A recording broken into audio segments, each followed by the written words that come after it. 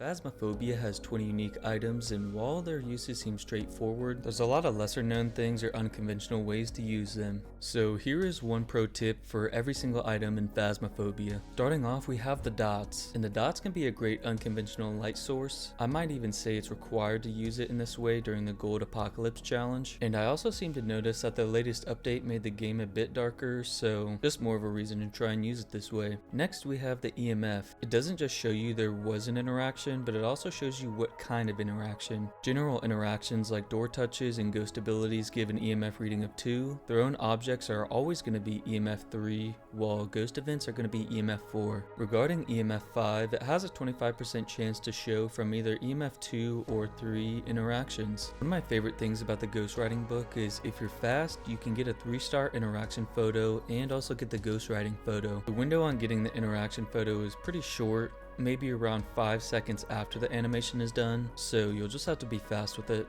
Next is something fun about the spirit box, and it has a unique Diogen interaction. If you're within 1 meter of the ghost, you will get this unique heavy breathing response on the spirit box, which I think is super cool.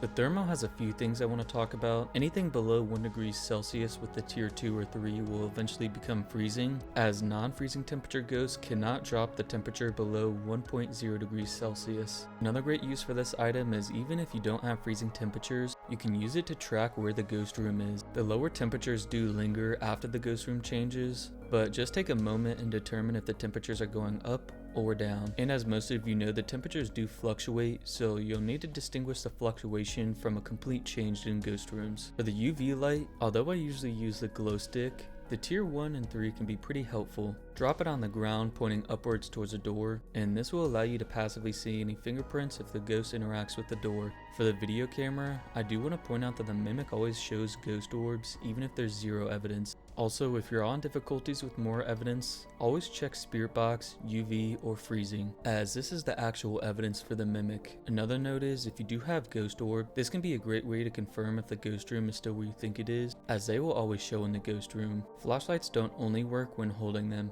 Turn it on, drop it on the ground, and it will do an okay job of lighting up whatever it's pointing at.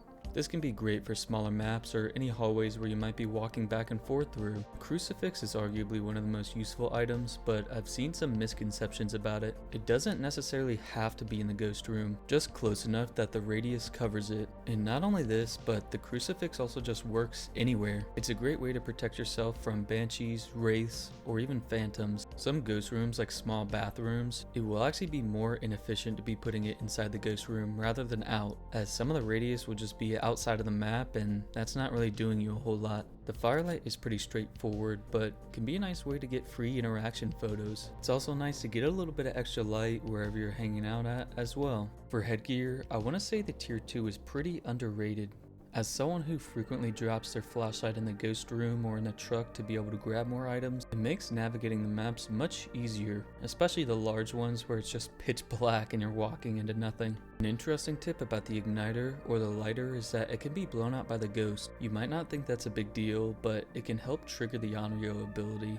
The incense or the smudge stick, I just have to say, please don't waste it. Wait until the ghost is closer to you before using it. The blindness effect also only applies within a range of the incense, so smudging the ghost when it's 20 feet away really won't be helping much. It did used to have a global effect, but that was changed relatively recently. For the motion sensor, I feel like most people only use it for the objective. It's also great for tracking ghost movement, whether it's a mare roaming away from the lights or a Goryo staying in the same spot. It's nice to just know where the ghost is. The Parabolic mic is a must-have for big maps, especially the tier 3. The tier 3 is really nice as it shows you both the distance and what floor the sound was on.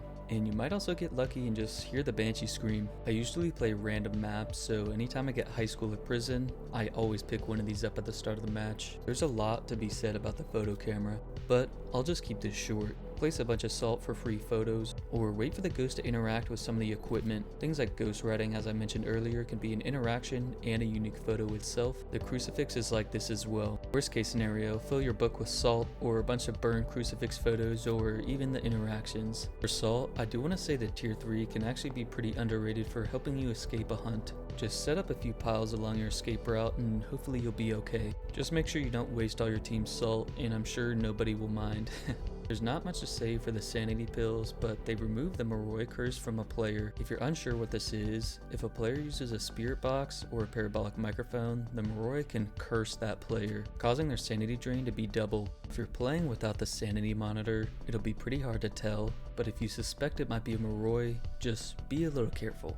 Now onto the sound sensor. I know this thing's kind of a meme at this point, but it's actually decent for being able to hear things like ghostwriting interaction from the truck. Some useful things you can hear are things like crucifixes burning, hunts being initiated, EMF 5, or like I just mentioned, the ghostwriting as well.